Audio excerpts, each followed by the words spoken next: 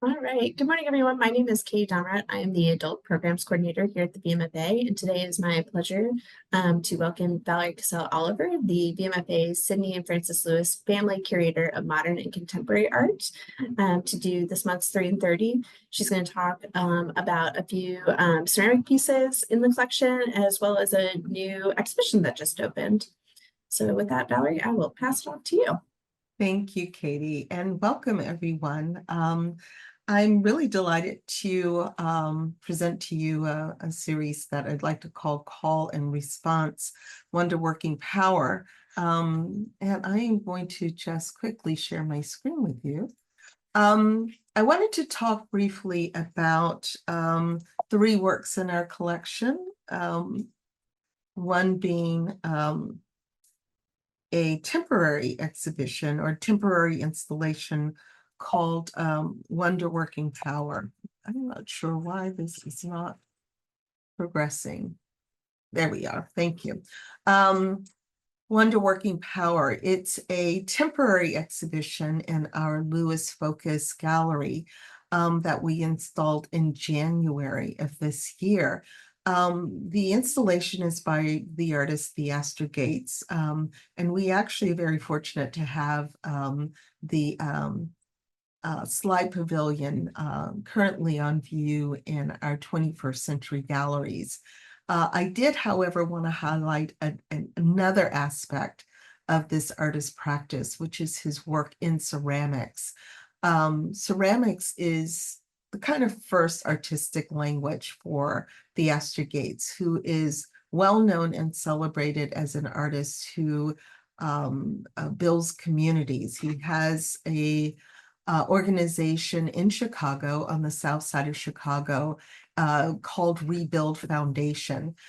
Theaster has degrees, both bachelor and master's degrees in urban planning, in ceramics, and in theology. And it's interesting to see how over the years, while he's lived in Chicago, he is from the west side of Chicago, how he has parlayed what was an urban planning trajectory into a whole community revitalization project under the rubric of Rebuild. So being employed by the University of Chicago, well, initially by the city of Chicago, he was charged with really looking at various areas in the city that really could be used as corridors for revitalization, and then began working at the University of Chicago. One of the things he noticed traversing from the west to the south side of Chicago was a tremendous amount of abandoned buildings. He decided on his own to actually purchase a building, which initially became his home, but he began purchasing other buildings adjacent and creating spaces where he felt there was a vacuum in the community, a void. So one of the houses that he rehabbed actually became a cinema, a kind of a local neighborhood cinema where he would show films for free. And from that, it just began to snowball into meeting spaces and spaces where he would actually create ceramic works, plates, cups, and he would invite people from the community that he was working in the South Side. He had moved at that point to the South Side with various people from different areas of Chicago so that there could be a space of communion. And this is where ideas around ceramics and how he was utilizing his training in ceramics into the service of that. It is also where you see his theology degree coming to the fore of his practice, in the sense of integrating communities together, creating spaces of community and to commune. And so, interestingly enough, when we look at this installation that he's created, it was a work that I visited his studio and I saw an iteration of this work. And it was something that just existed in the studio in terms of the installation, it was far denser than what you're seeing here, with works, both many more works on top of the platform and in and around the sides of that platform. For this iteration, which is where it debuts, it only existed in his studio. He's created this sort of pavilion, very much like the one that exists in our 21st century galleries. He's created this pavilion and has really allowed various pieces, more pruned and more, curated, if you will, to exist on this platform. And it highlights this idea of having a meditative space, very much like the pavilion in 21st century. He is looking and drawing upon Japanese culture. As a ceramicist and as an artist, he traveled quite a bit between the US, various spots in the US and in Japan to learn various techniques, which you will see in this installation as we look closer to some of them. Some of the forms, some of the firing, the surfaces will give a nod to that Japanese training. You'll see that in the glazing, but you'll also see other inferences and other cultural references, such as the sort of Dogon forms and Southern African forms, West and Southern African forms you'll see in this sort of mid-centered vessel that has a kind of protrusions all along it.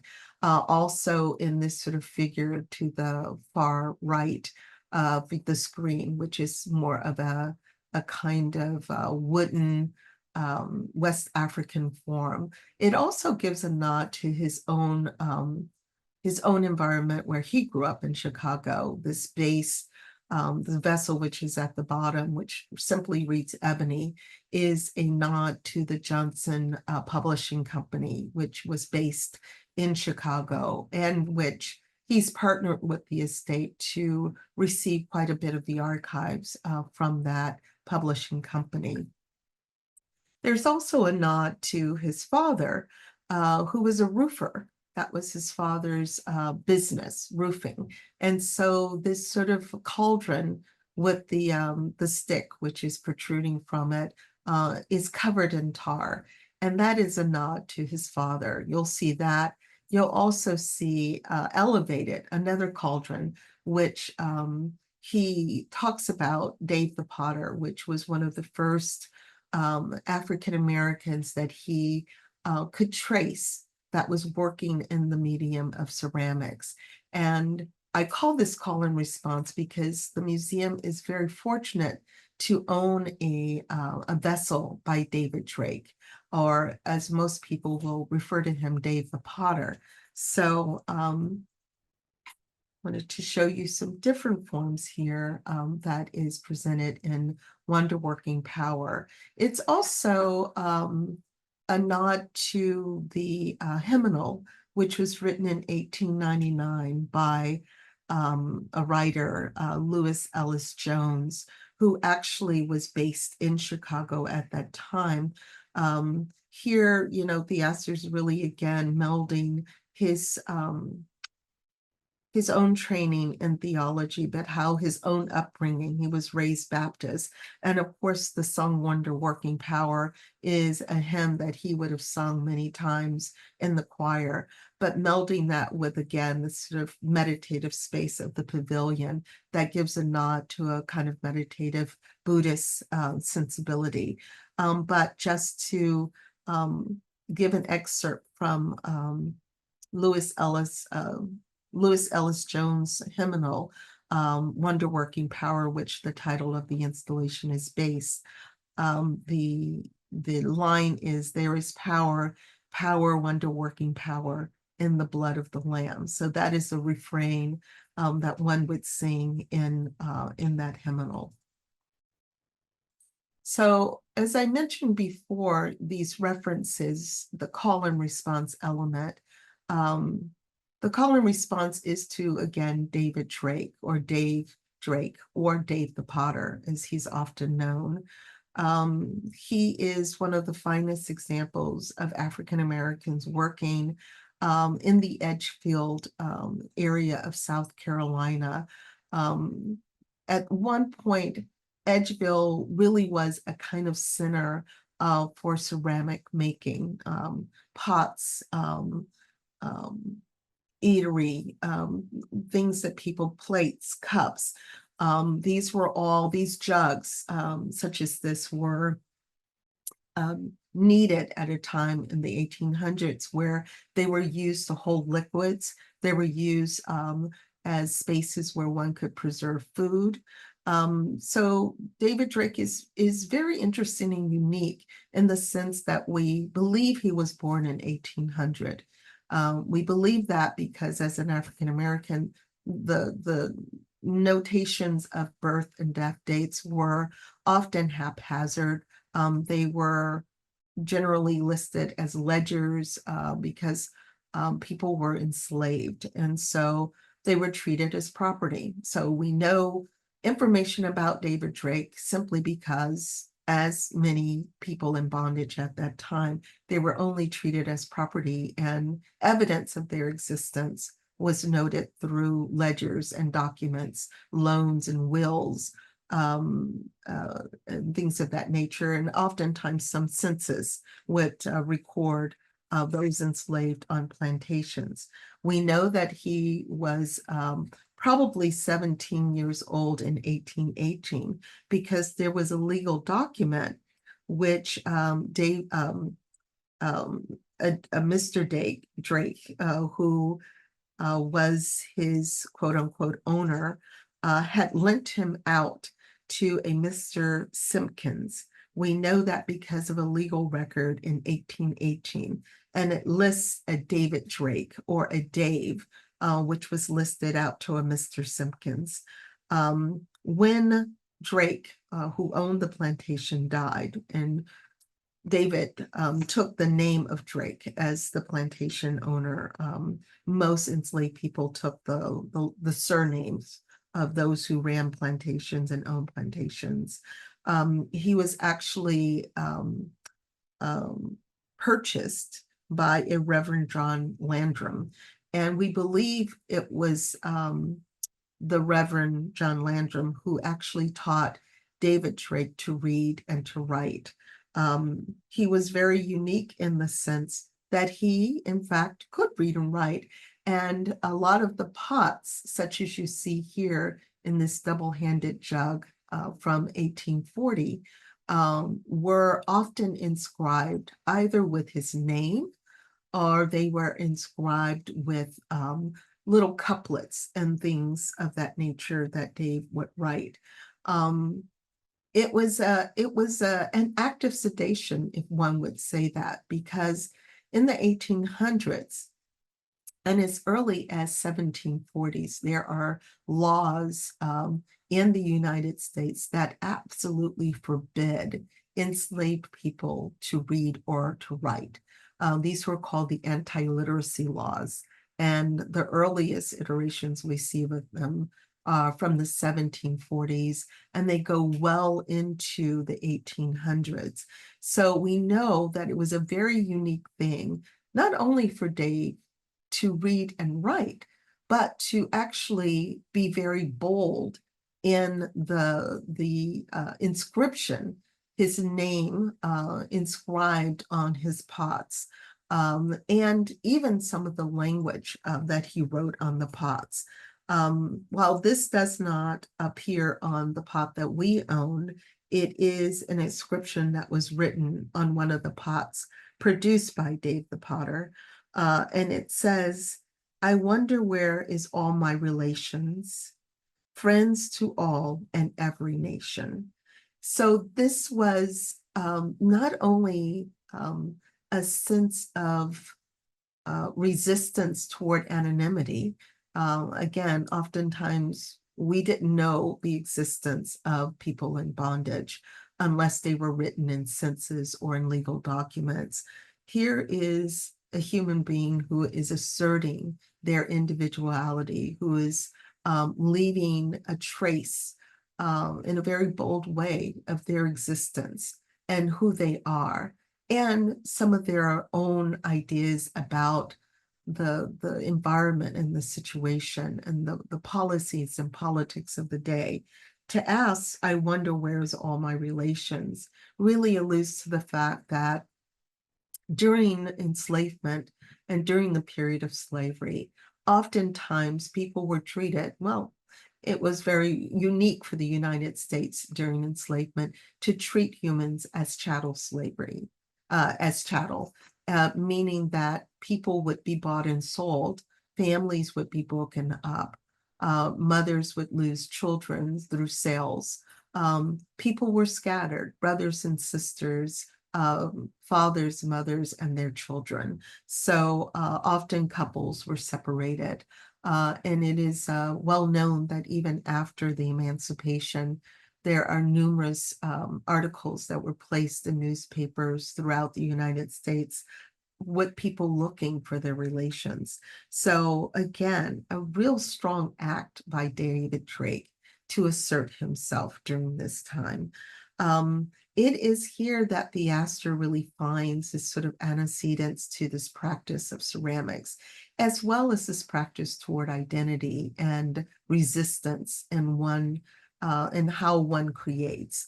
And so he gives quite a bit of a kind of reference and a reverence to David Drake. Even in, I think 2010 it was, that he wrote a libretto and performed a whole opera around Dave the Potter, using the couplets as source material for the opera itself. It is, I think, easily accessed through YouTube to see that through the Milwaukee Art Museum, but a very fantastic way of acknowledging and bringing to the fore the incredible work of David Drake. Here you can see a little more of what is inscribed. Our double-handed jug is from January of 1840. And you could see it was after David Drake lived with the Reverend Landrum. After he died, he actually went to the Lewis Miles factory where he worked, which was in Stony Bluff. And it was during this period, probably roughly from 1830s until David Drake's death in what we believe to be 1875, that he really is the most prolific in his working of these pots. As you can see, we have a beautiful inscription here. This is actually on view currently in our American art galleries. And during a tour earlier this week, we actually were able to go into another section to see another hallmark of Black expression, early Black expression, which are the anonymous face jugs and face cups. And we actually have a beautiful anonymous face cup also in our American galleries. So our double-handed jug is inscribed, "Ladies and gentlemen's shoes. Sell all you can and nothing you'll lose."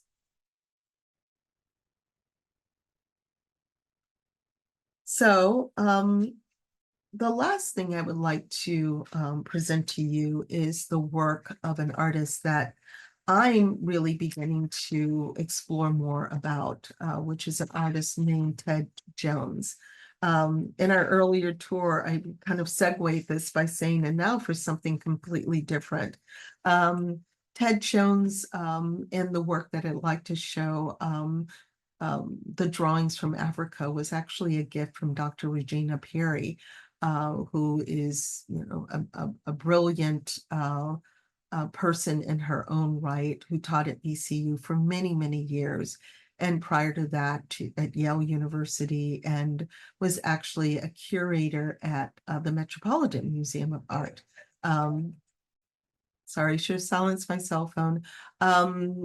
But she gifted this work to us, and it has been a wonderful space of exploration for me. So the works that are currently up in the Fable Works on Works on Paper gallery actually features this work by Jones, who not only was a visual artist, he went to the University of Indiana, receiving his degree in painting, but proved to be a prolific poet and a avant-garde jazz musician. So I'd like just to play, I will play just the beginning, and then I'd love to get to a poem called Jazz is My Religion, and then we'll jump actually into the works on paper that we have.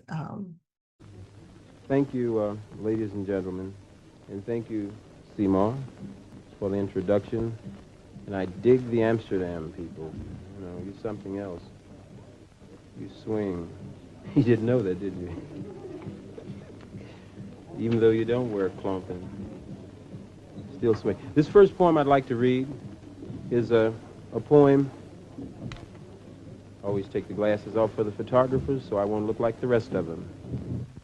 This first poem I'd like to read is a poem dedicated to all the poets all over the world. The title of the poem is The Poet.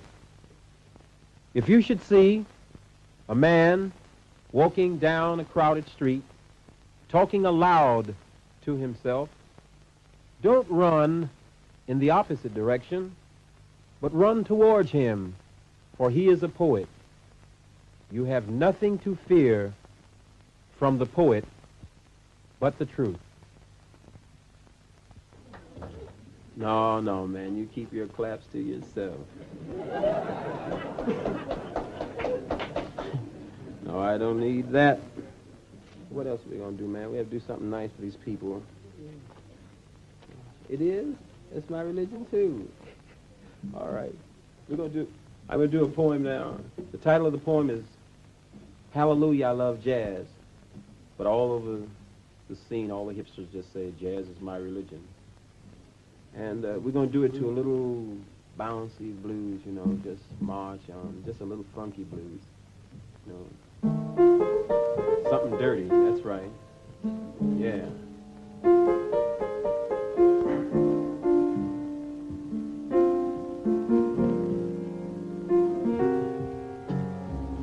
Jazz is my religion,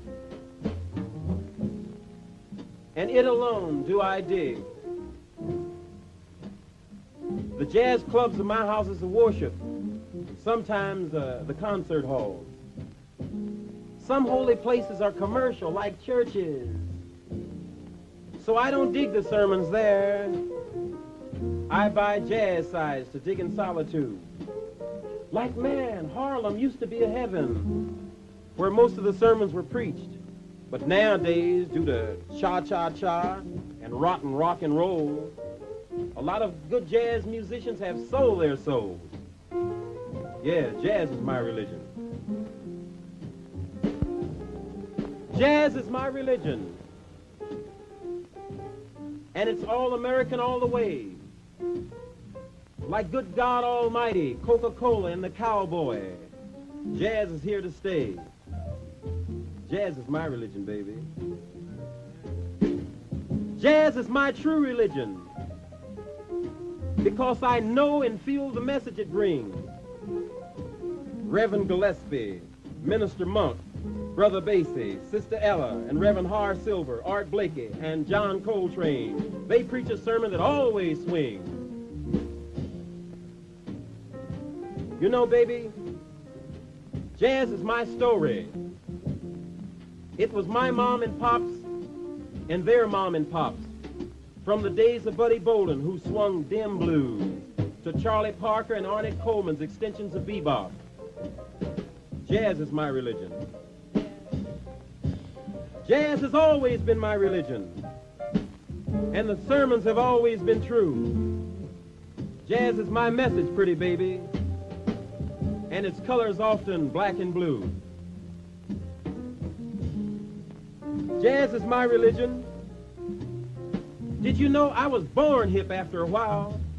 It's my holy, holy, and sacred salvation, sometimes cool, sometimes wild, never old-fashioned, but always in style. Jazz is my religion. And dig me, baby, it wasn't for me to choose, because they created it for a damn good reason, as a weapon to battle our blues. Now, did you know, jazz is a unique music religion, and the sermon spread happiness and joy. To be able to dig and shout inside, what a wonderful feeling, jazz. Yeah, boy. Jazz is my religion. You know, jazz is a religion for everybody. Everybody. Although some musicians can't preach a thing. Dave Brubeck and a few other phony musicians never have a sermon for me to swing, because jazz is my religion, and I love it as an apple from the peeling to the core. So to be hip and happy and know real truth, through jazz you'll learn the score. Hallelujah, I love jazz so.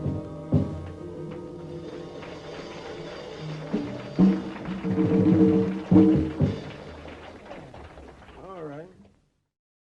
Jones left Indiana and found his way to Greenwich Village and became very much a part of the beat poet scene that was happening with Allen Ginsberg. While he was born, Ted Jones, spelled Jones, he actually changed the spelling of his last name to Joans, one, to differentiate himself from Leroy Jones, who later becomes Amiri Baraka, who's also a part of that scene.